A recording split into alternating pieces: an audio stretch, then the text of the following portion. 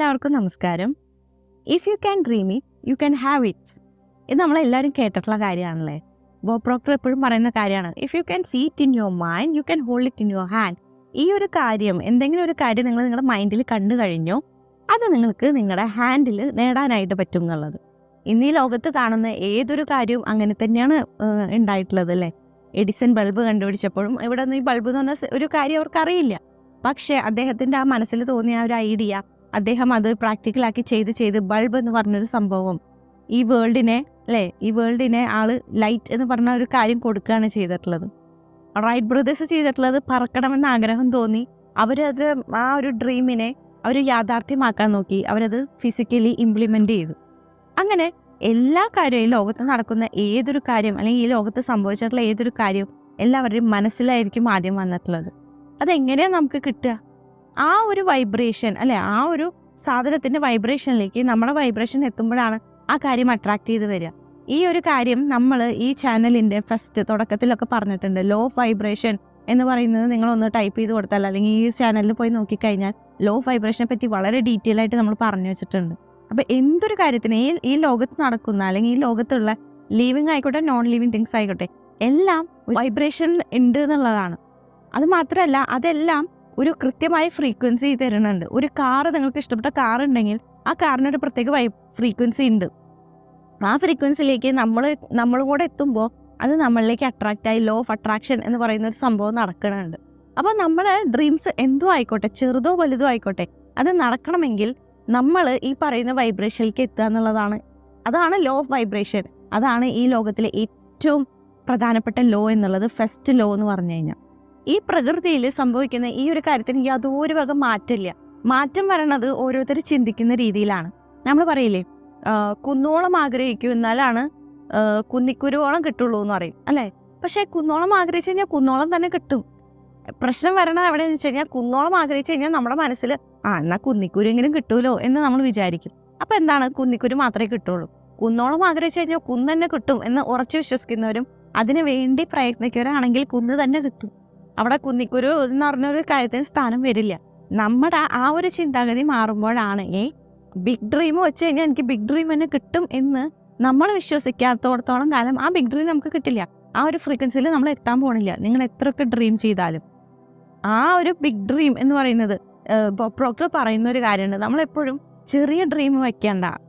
നമുക്കൊരു പരീക്ഷണത്തിനൊക്കെ വേണമെങ്കിൽ ചെറിയ ഡ്രീം വയ്ക്കാം എന്നല്ലാതെ നിങ്ങളെപ്പോഴും ഹൈ ലെവല് ചിന്തിക്കൂ. കാരണം നമ്മളെ കൊണ്ട് സാധിക്കാത്തതായിട്ട് ഒന്നുമില്ല. നമ്മൾ അത്രയും പൊട്ടൻഷ്യൽ നിറഞ്ഞ നമ്മുടെ മൈൻഡ് എന്ന് പറയുന്നത് ഭയങ്കര പൊട്ടൻഷ്യലുള്ള കാര്യമാണ്. അപ്പോൾ നമ്മൾക്ക് ജനിക്കുമ്പോഴൊന്നും ഇതിനെക്കുറിച്ച് ആരും ഒരു ഐഡിയ തരാത്തതുകൊണ്ട് തന്നെ നമ്മുടെ സബ് കോൺഷ്യസ് മൈൻഡിൽ ഹ്യൂമൻ പവർ എന്ന് പറഞ്ഞ ഒരു ലിമിറ്റേഷൻ ഉണ്ട്, അതിനപ്പുറത്തേക്കൊന്നും ചെയ്യാൻ പറ്റില്ല എന്ന് പറയുന്ന ഒരു ചിന്താഗതി മനസ്സിലേക്ക് കയറിയതുകൊണ്ടാണ് നമുക്ക് ആ ഒരു ലെവലിലൊന്നും നമ്മൾ ചിന്തിക്കാൻ പറ്റാത്തത്. ഇന്ന് പ്രശസ്തരായി നിൽക്കുന്നവരും അല്ലെങ്കിൽ വേൾഡ് ക്ലാസ് സയൻറ്റിസ്റ്റ് അവരൊക്കെ ഒന്ന് എടുത്തു നോക്കും. അവരൊക്കെ ഈ ലോകത്തിൽ ഒന്നും നടക്കില്ല എന്ന് പറഞ്ഞ് ചിന്തിച്ച കാര്യങ്ങളാണ് അവർ ഈ ലോകത്തിൽ യാഥാർത്ഥ്യമാക്കിയിട്ടുള്ളത്. അപ്പോൾ അന്ന് ഒരുപാട് പേര് കളിയാക്കിയിട്ടുണ്ട്, ഒരുപാട് പേര് നടക്കില്ല എന്ന് പറഞ്ഞിട്ടുണ്ട്. ഫ്രണ്ട്സ്, നീ സൈക്കോ എന്ന് പറഞ്ഞിട്ടുണ്ടായിരിക്കും ഈ സയൻറ്റിസ്റ്റിനോട്. പക്ഷെ അവരതൊന്നും മൈൻഡ് ചെയ്തില്ല. അവരവരെ ഡ്രീംസിനെ ഫോളോ ചെയ്തു. കാരണം അവർക്കറിയാം if you dream it you can have it എന്നുള്ളത്. അപ്പോൾ എപ്പോഴും നമ്മൾ നമ്മുടെ ഡ്രീംസ് ലഭിക്കാനായിട്ട് അല്ലെങ്കിൽ ഡ്രീംസ് കിട്ടാനായിട്ട് നമ്മൾ ആ ഒരു vibration act like that person എന്നാണ്.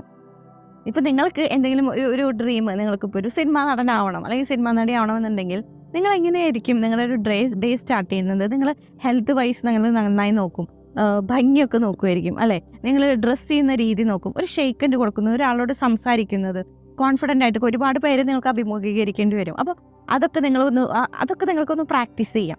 അപ്പോൾ ഈ പറയുന്ന കാര്യങ്ങൾ നമ്മൾ പ്രാക്ടീസ് ചെയ്യുമ്പോൾ നമ്മൾ ഓട്ടോമാറ്റിക്കായിട്ട് നമ്മൾ സിനിമാ നടനോ സിനിമാ നടിക്കായിട്ട് മാറുകയാണ്.